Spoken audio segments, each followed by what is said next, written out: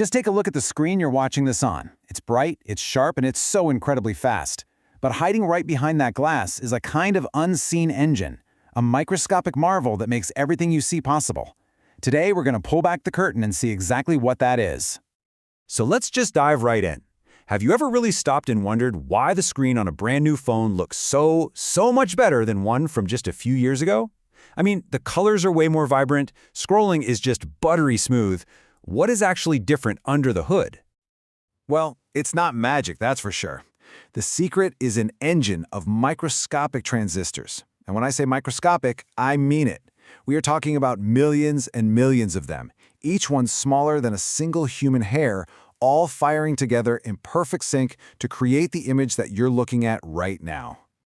And the hero of our story today is this little guy, the thin film transistor, or TFT for short. You can think of it like a tiny individual light switch for every single pixel on your screen. So to make an image appear, millions of these switches have to turn on and off, just flawlessly. It's simple, really. The better the switch, the better the picture. Okay, so to understand how we got to the amazing screens of today, we have to start our journey with the original technology, the stuff that powered that first generation of flat panel displays. And that was amorphous silicon, or as you'll see it, ASI.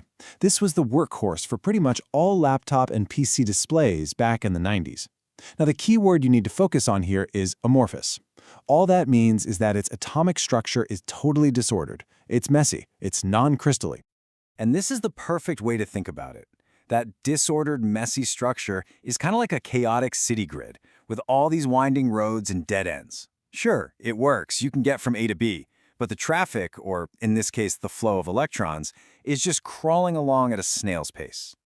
And you know, we can actually put a number on that slowness. The metric is called electron mobility, which is just a fancy way of saying how fast an electron can zip through the material. For amorphous silicon, that speed is about 1. Just remember that number for a second. 1. And that slowness, that number of 1, it had real-world consequences. It meant the transistors had to be really big, which wasted a ton of power and put a hard limit on screen resolution. It just wasn't good enough for the crisp, vibrant displays we all wanted, especially for new tech like AMOLED, which needs super stable transistors. Clearly, something had to change. And this is what led to the first huge breakthrough, a genuine high-resolution revolution. And it was all powered by something called low-temperature polysilicon, or LTPS.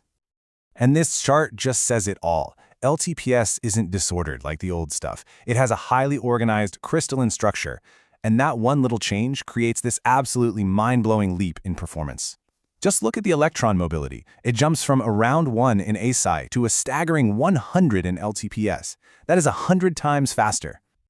So how in the world does it get that fast? Well, it all comes from turning that messy, amorphous silicon into these perfectly organized crystals. It's literally like paving a multi-lane superhighway right through the middle of that messy city grid. The electrons can just fly. But wait a minute, this creates a massive engineering problem. See, to make silicon crystals, you usually need intense heat, like in a furnace. But you're trying to build this on a giant sheet of glass, which would totally warp or melt at those temperatures. So the question is, how do you create perfect crystals on a material that just can't take the heat? The solution is this incredibly brilliant process called XMR laser annealing. It's genius.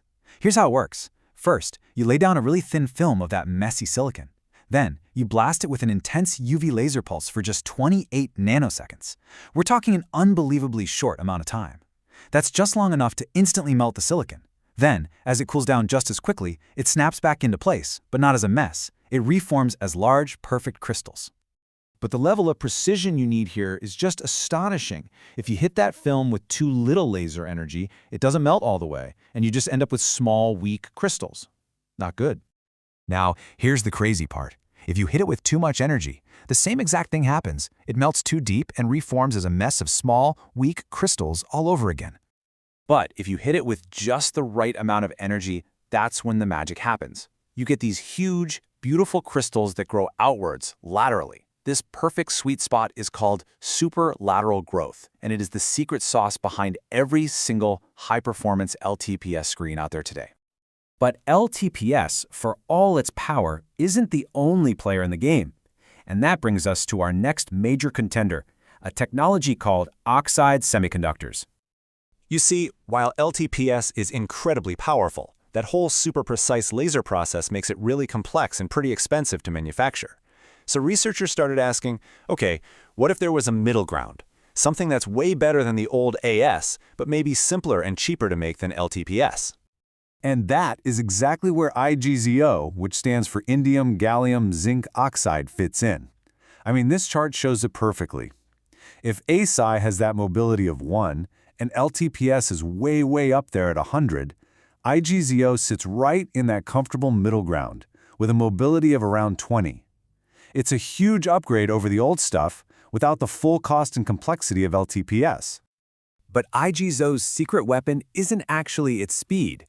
Its real superpower is its incredibly low leakage current. Think of it this way. Once an IGZO transistor is told to light up a pixel, it is fantastic at holding that instruction, holding that charge, without needing a constant, power-hungry refresh from the system. This makes it extremely stable and incredibly power efficient. Okay, so we've covered 3 pretty different technologies: ASI, LTPS, IZO. But why does any of this actually matter to you? Let's tie all this technical stuff back to the features you actually see and use every single day. Well, the LTPS payoff is, frankly, the entire modern smartphone experience. That 100 times speed boost allows for much smaller transistors. And smaller transistors mean you can pack in way more pixels for those ultra-sharp resolutions, you can shrink the borders for those beautiful edge-to-edge displays, and you can make each pixel more efficient, which gives you a brighter screen that actually uses less power. LTPS is the engine that made high-end smartphones possible. So what about the IGZO advantage? Well, remember that super low leakage? That's its killer feature. It allows displays to dramatically lower their refresh rate. That's how often the screen updates itself, without the image fading or flickering. This saves a massive amount of battery life. And its simpler manufacturing makes it perfect for producing very large, high-resolution TVs at a much lower cost. So this entire evolution, from the messy city grid of ASI to the super highways of LTPS and the super efficient lanes of IGZO, all of that is what makes your modern screen even possible. These transistors are already unimaginably small, orchestrating every single pixel you see, which of course leaves us with just one question. In a world of impossibly thin, fast, and vibrant screens, what could possibly be the next frontier?